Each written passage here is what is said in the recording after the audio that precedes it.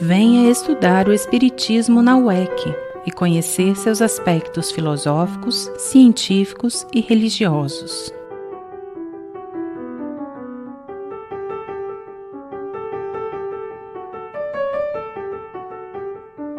Aulas online, inscrições cursos.uec.org.br.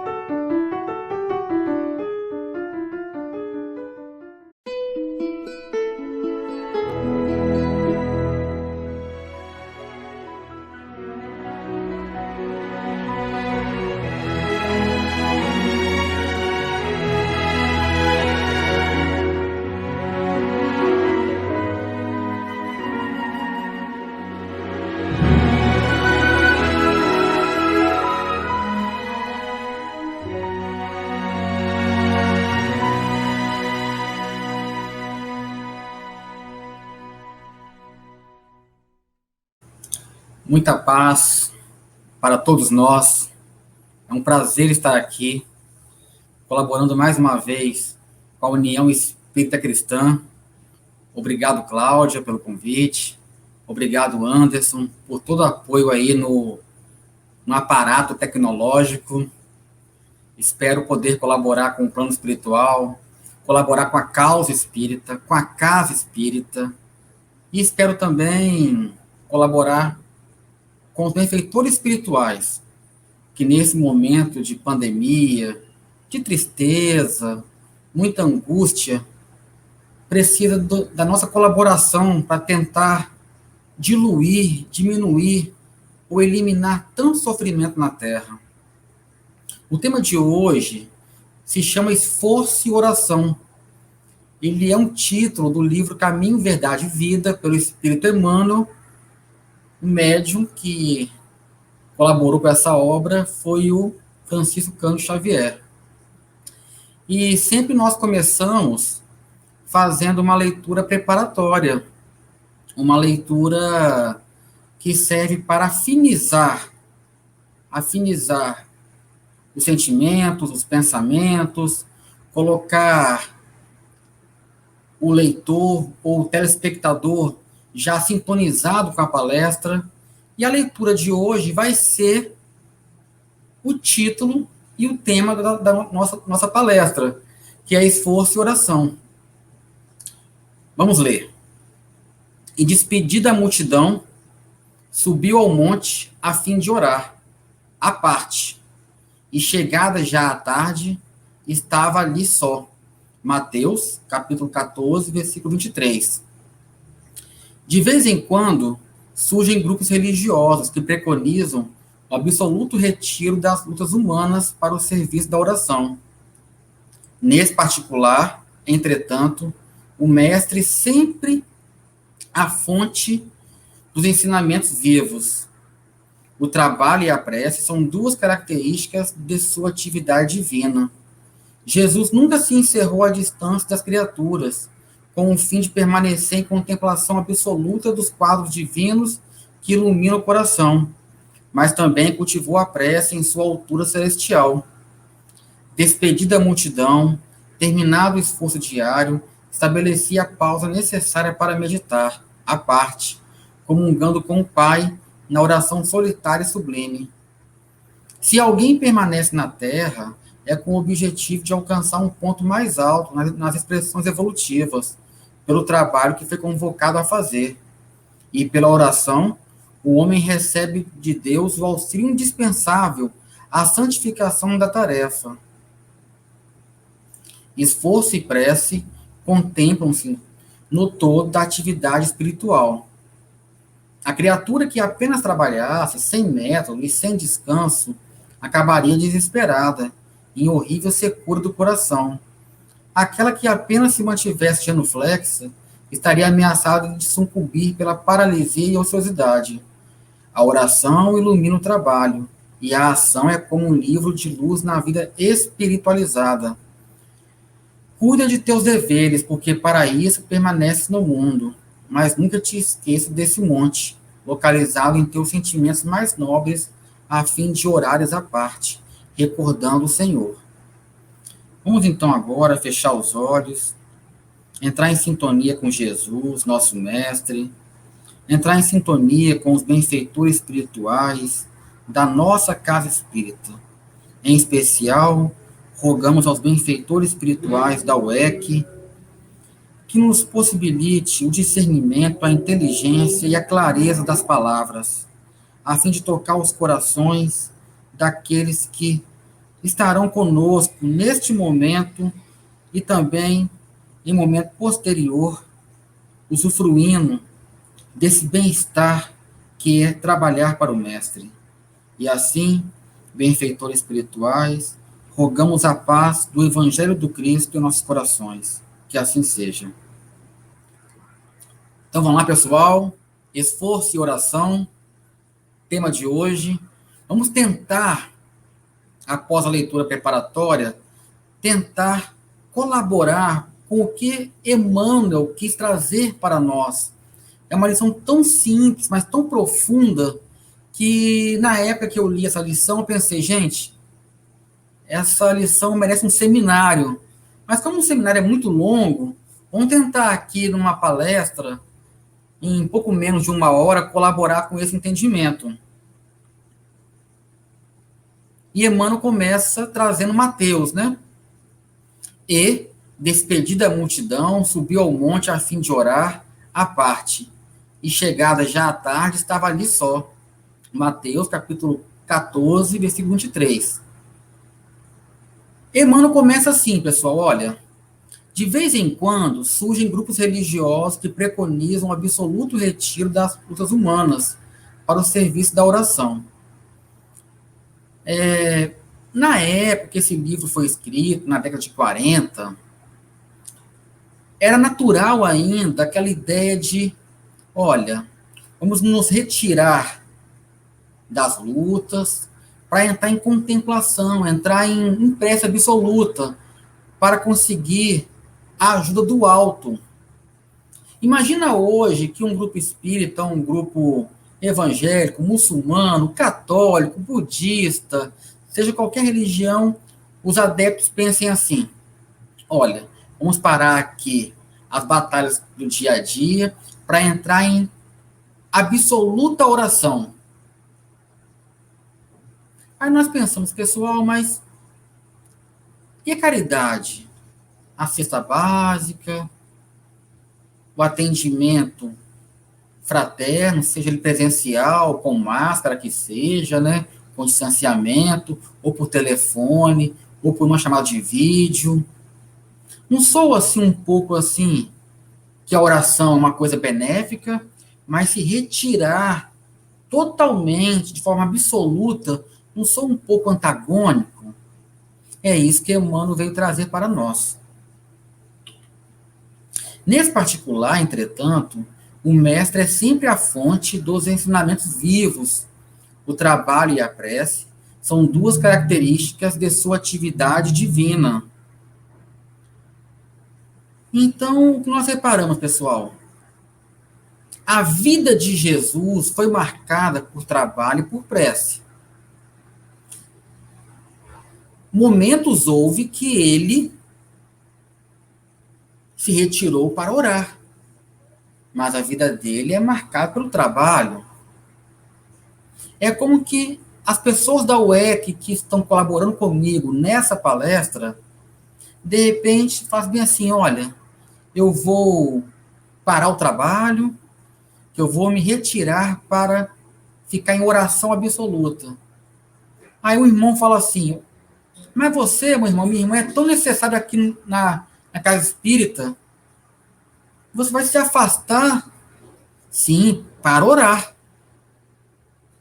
Ao mesmo tempo que o motivo é válido, a oração, ao mesmo tempo você pensa, a palavra de Emmanuel, se retirar de forma absoluta.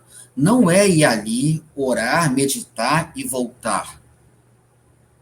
É se retirar do trabalho, isso é sério. E é isso que Emmanuel está tentando explicar para nós, que a vida de Jesus é marcada por trabalho e prece. Vamos continuar. É muito profunda essa lição, tá, pessoal? Jesus nunca se encerrou à distância das criaturas com o fim de permanecer em contemplação absoluta dos quadros divinos que lhe iluminavam o coração, mas também cultivou a prece em sua altura celestial. Grifamos aí, né, de nossa parte, em negrito, né? Contemplação absoluta. Então, Emmanuel falou o quê? Que Jesus nunca se encerrou à distância das criaturas. Ele nunca fez isso. Deixar o trabalho para ficar em contemplação absoluta. Teve momentos que ele foi sozinho entrar em contato com Deus. Mas, passado este momento, ele voltou para a batalha diária. E é isso que Emmanuel está trazendo para nós. Tirar aquela ideia de que é necessário, muitas vezes, eu preciso me afastar do trabalho para me encontrar. Ok. O autoconhecimento é uma proposta espírita, bem explicada no Livro dos Espíritos. Mas contemplação absoluta, não. Tanto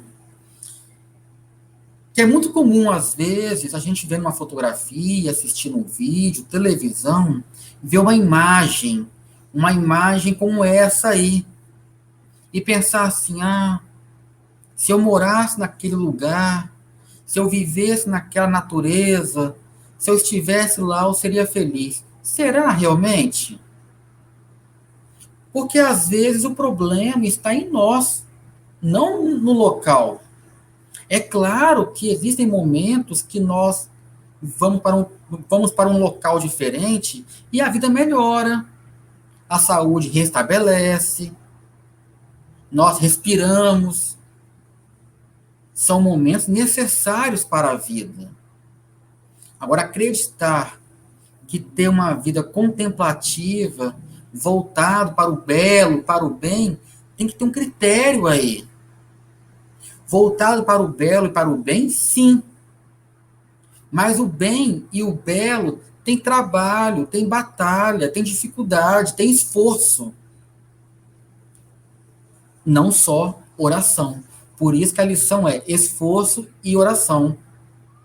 Bruno, então eu não posso ficar igual esse amigo aí, contemplando o pôr do sol, vendo uma paisagem bonita, entrando em sintonia, meditando sobre a minha vida? Não. Podemos, merecemos, precisamos fazer isso. Mas não de forma absoluta. Tanto que existe um subcapítulo do Livro dos Espíritos, que é um subcapítulo de uma pergunta com uma resposta. É provável que Kardec ficou tão satisfeito com a resposta que encerrou esse subcapítulo. É a questão 657 do Livro dos Espíritos, Vida Contemplativa. Tem perante Deus algum mérito os que se consagram à vida contemplativa, uma vez que nenhum mal fazem, só em Deus pensam? A pergunta é profunda, porque, assim, quem se afasta para ficar somente em contato com Deus, pensando em Deus, a princípio, não é uma proposta boa, muito comum nos séculos passados, comum ainda na época que Kardec elaborou sobre a inspiração e os ensinamentos dos benfeitores espirituais, esta obra, ali por volta de 1855 até 1857, foi quando a obra foi divulgada, né, no dia 18 de abril de 1857. Era comum aquela vida religiosa, contemplativa. Por isso que Kardec perguntou isso. Tem perante Deus algum mérito em fazer isso? Porque eu me afastei da família, do trabalho, da casa espírita, da vida no meu bairro, na vida em comunidade, para pensar somente em Deus. Olha a resposta. Não, porquanto, se é certo que não fazem o mal, também o é que não fazem o bem, e são inúteis. Demais não fazer o bem já é um mal. Deus quer que o homem pense nele, mas não quer que só nele pense, pois que lhe impôs deveres a cumprir na terra. Não é profundo isso aí? Deus quer que o homem pense nele, mas não quer que só nele pense, pois que lhe impôs deveres a cumprir na terra. Esforço e oração. Qual é o tempo que eu dedico à oração? É necessário. Qual é o tempo que eu dedico a uma vida contemplativa? Ah, Bruno, eu faço uma terapia oriental. Válido. Eu faço uma terapia ocidental. Válido. Qual o objetivo? Contemplar o belo, a natureza, a gratidão a Deus, contemplar o mar, o sol, a família, treinar minha respiração. É válido, mas não de forma absoluta no tempo total. Precisa de esforço. Nós temos deveres a cumprir na Terra. Quem passa todo o tempo na meditação e na contemplação, nada faz de meritório aos olhos de Deus, porque vive uma vida toda pessoal e inútil à humanidade, e Deus lhe pedirá contas do bem que não houver feito. Repara que a resposta é bem dada. Quem passa todo o tempo na meditação e na contemplação não retira o benefício da meditação e da contemplação, mas retira a ideia de querer passar todo o tempo meditando e contemplando a vida. Se isso aparecer no seu pensamento, rechaça por completo. Rechaça. Rechaça de forma veemente. Não dá margem a isso. A ociosidade com a falsa proposta que eu estou meditando e contemplando traz consequências para nós. A vida requer trabalho, requer uma ocupação útil.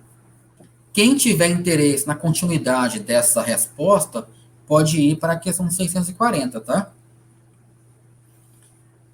É claro que uma foto dessa mexe conosco. Essa companheira aí, ou ex-companheiro, está aí no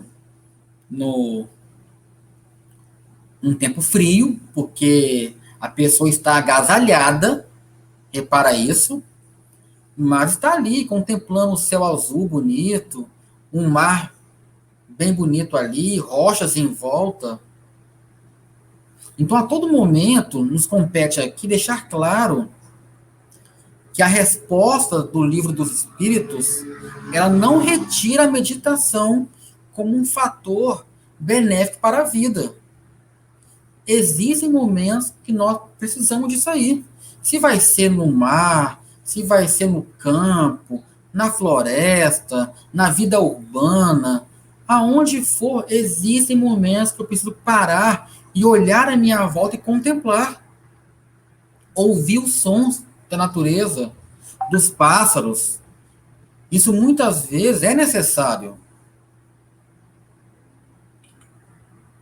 Voltando para a lição de Emmanuel, despedida a multidão, terminado o esforço diário, estabelecia a pausa necessária para meditar, à parte, comungando com o Pai, na oração solitária e sublime.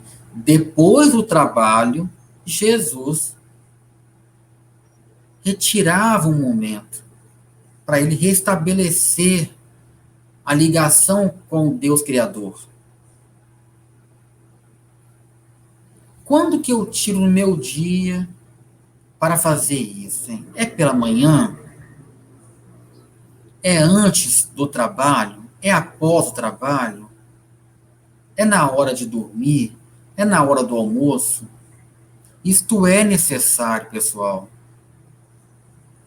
Se nós vamos orar uma vez, duas vezes, três vezes por dia, não importa.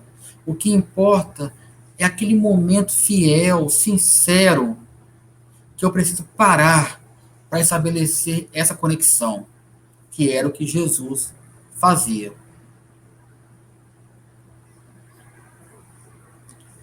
Se alguém permanece na Terra, é com o objetivo de alcançar um ponto mais alto nas expressões evolutivas, pelo trabalho que foi convocado a fazer. E pela oração, o homem recebe de Deus o auxílio indispensável à santificação da tarefa, se alguém permanece na Terra. Todos nós que estamos encarnados neste momento, nós temos um trabalho a fazer. Não foi feito um convite onde eu posso dizer sim ou dizer não. Eu fui convocado. Convocado é uma coisa imposta. Você está sendo convocado pela justiça para comparecer em tal local. Se eu não compareço ou não faço, aí eu tenho que arcar com as consequências. E a pessoa vai estudar a melhor maneira dela arcar com aquelas consequências. A lição é clara. Eu tenho um trabalho aqui a fazer. Eu não vim aqui na Terra a passeio. Com tantas pessoas neste momento desencarnando, e eu aqui estou neste momento colaborando com a palestra pública, e você está aí colaborando com a sua família, com o seu trabalho, com a casa espírita, com a causa espírita, com a sua comunidade, com o Evangelho do Cristo, tudo que você está fazendo neste momento é porque você foi convocado a fazer. Tantas pessoas desencarnando, se eu estou aqui ainda, é porque eu tenho algo ainda a ser estabelecido, a ser trabalhado nas expressões evolutivas, primeiramente minha, e depois pode ser repassadas para os companheiros que vivem à minha volta. E pela oração, o homem recebe de Deus o auxílio indispensável à santificação da tarefa. Seja a tarefa que for neste momento. Pede em oração para que tudo que nós estamos dispostos a fazer, que seja santificado. Não santificado naquele contexto de santo, santificado naquele contexto de que eu estou fazendo é com caridade, é com humildade, é com amor, é com vontade de fazer. Seja abrir a porta para alguém, seja carregar algo para alguém, seja trabalhar na casa espírita, seja na via pública, seja onde for. Tudo que eu faço na Terra é porque eu fui convocado naquele momento para fazer. Essa lição,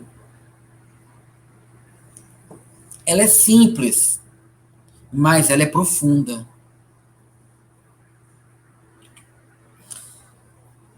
Tem uma sequência deste livro que é muito interessante. Esforço e oração, tudo novo e Jesus veio. Essas três lições eu li e reli algumas vezes. Elas são entrelaçadas. Vou ler só alguns trechos do Jesus Veio, tá? Da mesma obra Caminho, Verdade e Vida. Muitos discípulos falam de extremas dificuldades por estabelecer boas obras no serviço de confraternização evangélica, alegando o estado infeliz de ignorância em que se compraz imensa percentagem de criaturas da Terra. Como a lição, a palestra, esforço e oração, a pessoa fala assim: ah, Bruno, é difícil se esforçar, né? Porque quem trabalha comigo é difícil, as pessoas não colaboram. Estão ainda em um estado ali que não compreendem a boa nova, não compreendem a proposta. Será que é assim mesmo? Será que eu posso alegar que eu não trabalho no bem porque ninguém me ajuda? É isso que Emmanuel veio trazer para nós no Jesus Veio. Ah, ninguém colabora, por isso que eu não faço. Mas, e os benfeitores espirituais? E o que eu posso fazer dando a minha colaboração? Já que não tem pessoas que estão colaborando comigo, que eu pensei em fazer uma coisa macro, por que eu não posso fazer uma coisa micro? Fazer a minha parte. Olha o que Emmanuel fala ainda no Jesus Veio. Para executar sua divina missão de amor, Jesus não contou com a colaboração imediata de espíritos aperfeiçoados e compreensivos, e sim aniquilou-se a si mesmo, tomando a forma de servo, fazendo-se semelhante aos homens. Já pensou se Jesus pensasse assim, olha, eu não vou encarnar na Terra. Não vou encarnar na Terra porque eu não vou ter pessoas aperfeiçoadas para colaborar comigo. Quando a gente lê uma obra chamada Jesus no Lar, do espírito Neio Lúcio, pelo nosso companheiro Chico Xavier, a gente percebe ali o tempo todo que os apóstolos eram pessoas difíceis. Não eram espíritos perfeitos, não. Pelo contrário, eles deram muito trabalho a Jesus. Foi com eles que Jesus contou para o trabalho na terra. Ele aniquilou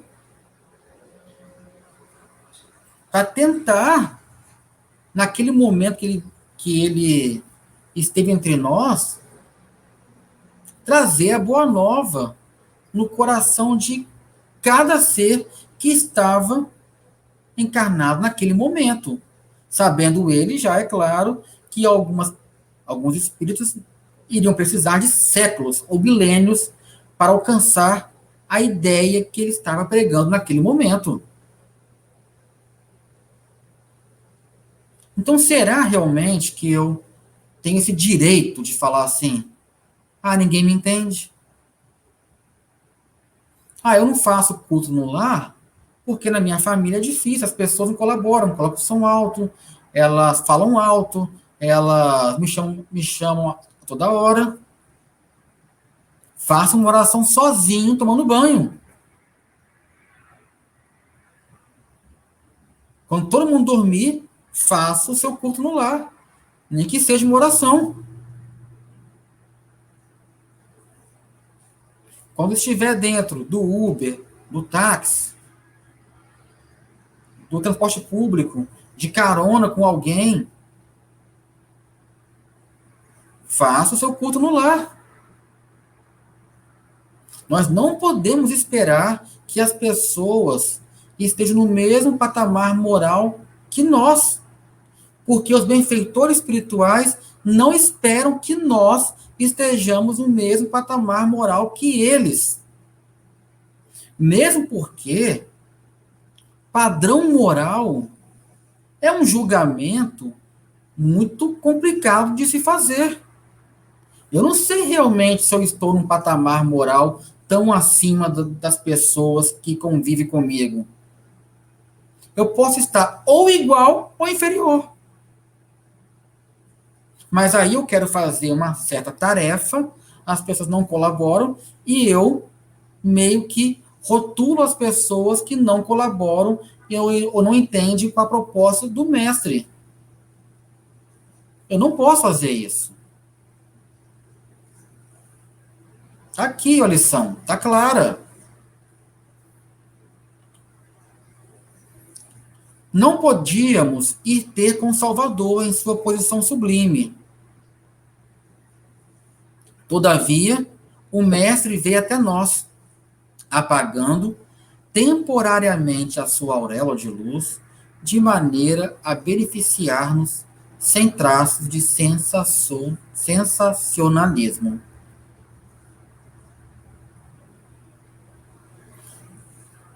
Jesus, quando esteve entre nós, ele precisou falar uma linguagem acessível para nós. Em nenhum momento perdeu a sua grandiosidade moral.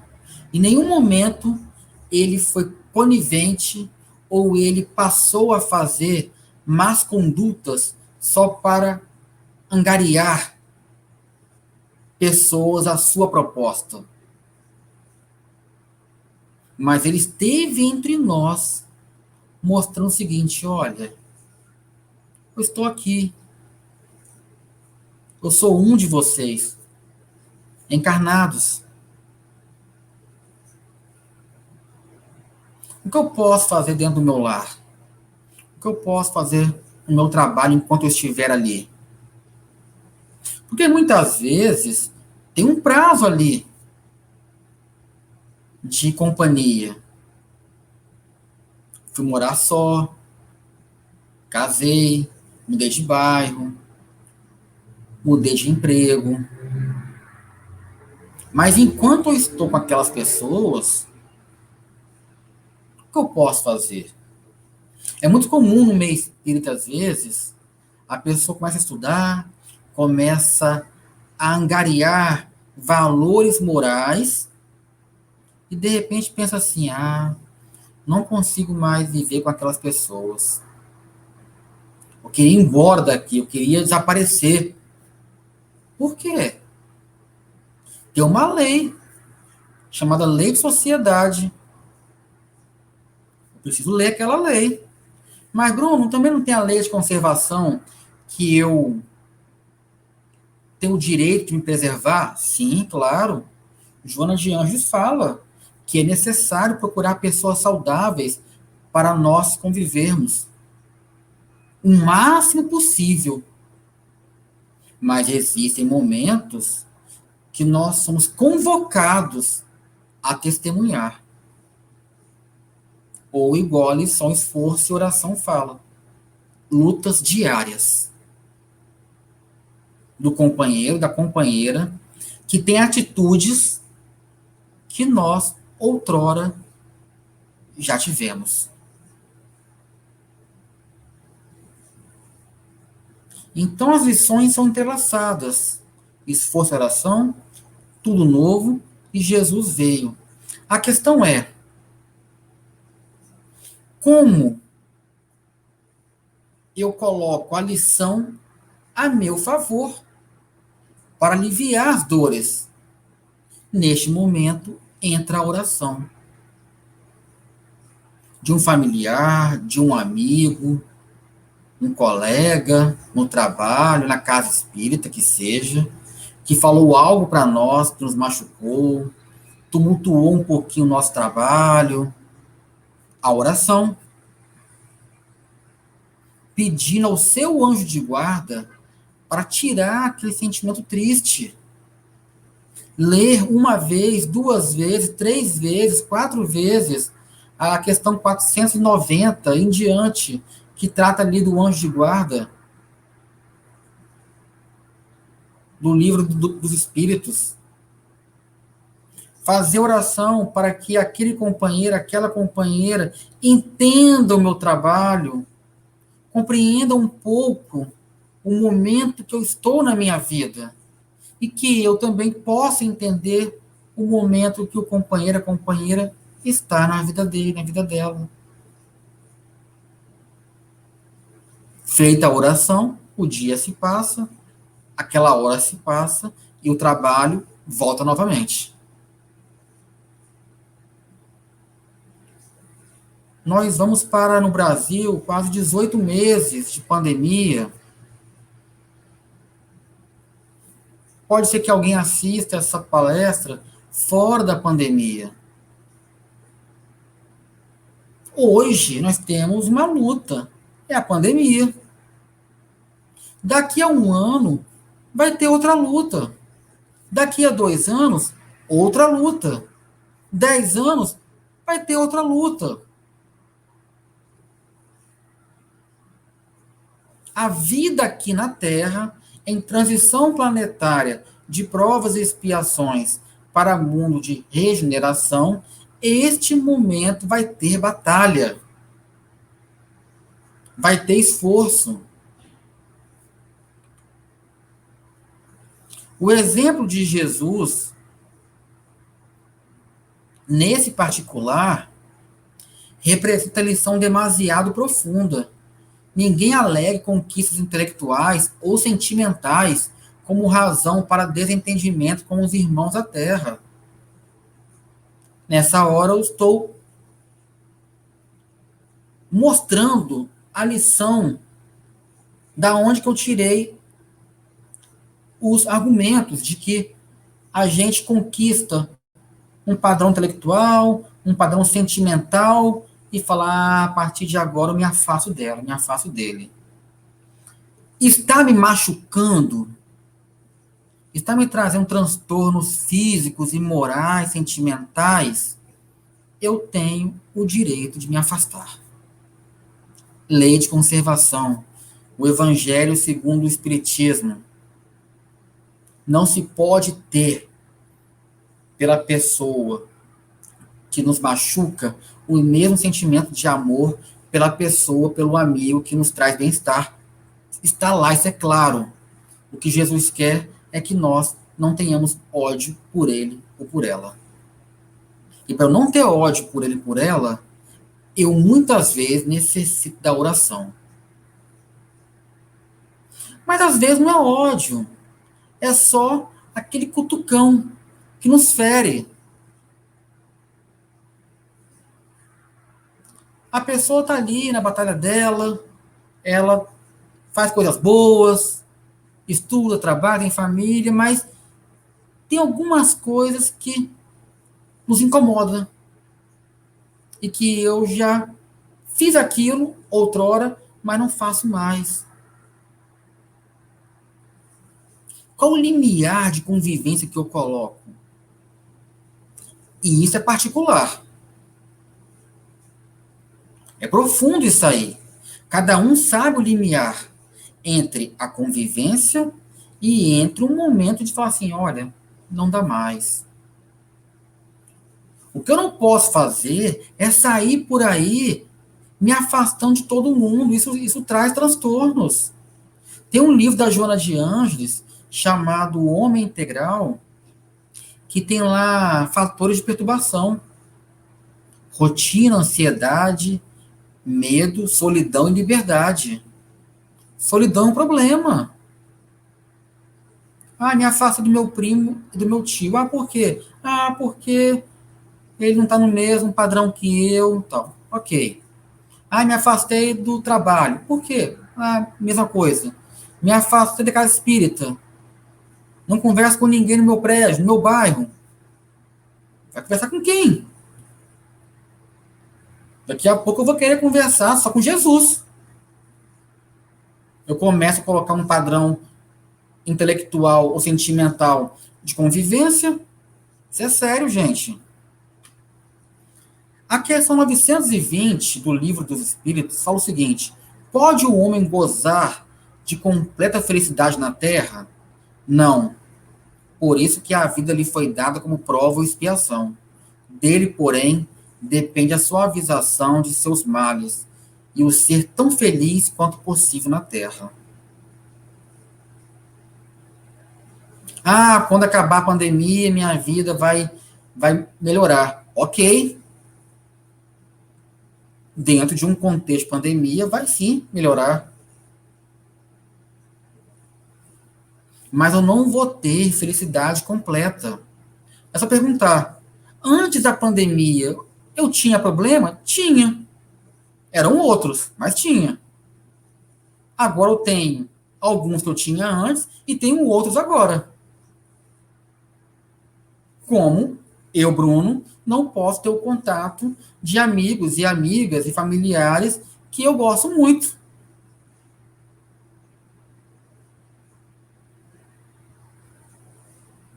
Então, não é possível na Terra completa felicidade. Por isso que a lição de Emmanuel é profunda. É necessário esforço diário. Eu estou aqui porque eu fui convocado. Vai ter luta, mas também vai ter momentos de felicidade. E cada momento desse de felicidade que eu tiver na Terra merece ser celebrado.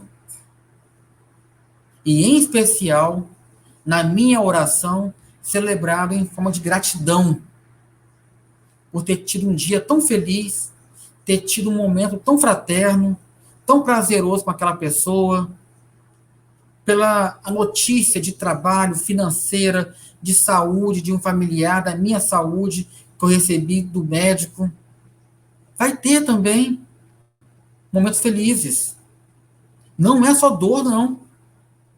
A questão de Emmanuel é a seguinte: quando tiver dor, eu não queira fugir dos problemas. Eu lembro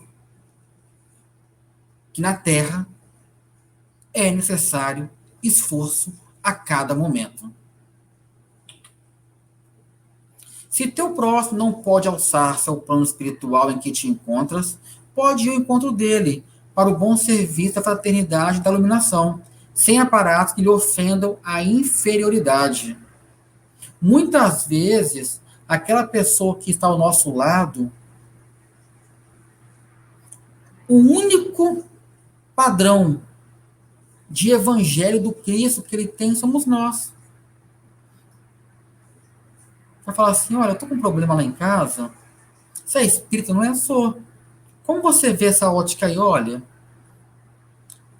no Evangelho, no livro Caminho, Verdade e Vida, na obra de André Luiz, tem esse texto aqui, olha. A gente enxerga assim.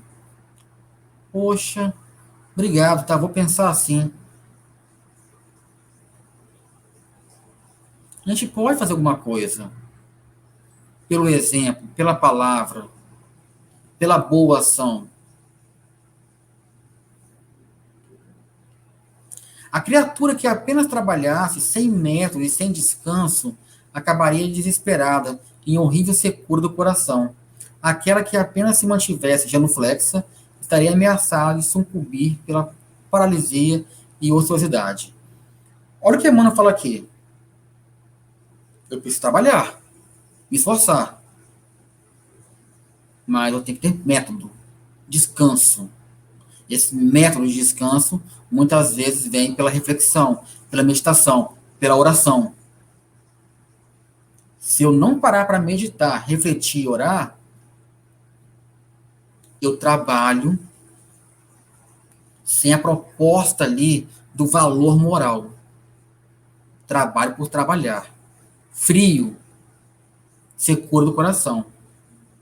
Mas quem passa o tempo todo em posição genuflexa, ajoelhado, orando, vai sucumbir pela paralisia e ociosidade. Emmanuel chama para nós essas duas formas, essas duas frentes, o esforço e a oração. E para terminar, considera isso aqui como uma prece final, tá? Do livro Jesus e Atualidade, capítulo Jesus e Decisão, do Espírito Joana de Anjos, por Divaldo Pereira Franco. Vamos tentar colocar a nossa emoção nessas palavras da Joana de Anjos, tá? Que ela fala em relação a Jesus, a presença de Jesus em nós, tá? Deixa-te permear pela presença dele e feliz, segue-o. Com tal atitude, os teus problemas mudarão de aparência, perderão o significado afligente, contribuirão para a tua felicidade, renascerás dos escombros e voarás no rumo da grande luz, superando a noite que te aturde. Pessoal, muito obrigado pelo carinho. pela paz. Desculpa que esse seu irmão que está em aprendizagem, se em algum momento ele interpretou alguma das lições do Emmanuel ou da Joana de Anjos de forma equivocada. É porque essa lição mexeu muito comigo sobre o esforço e a oração, e eu roguei aos benfeitores espirituais que me ajudasse a trazer para vocês que estão aí assistindo um pouquinho só do entendimento que eu tive quando eu li essa lição. Muita paz, tá? E que Jesus abençoe todos vocês. Que assim seja.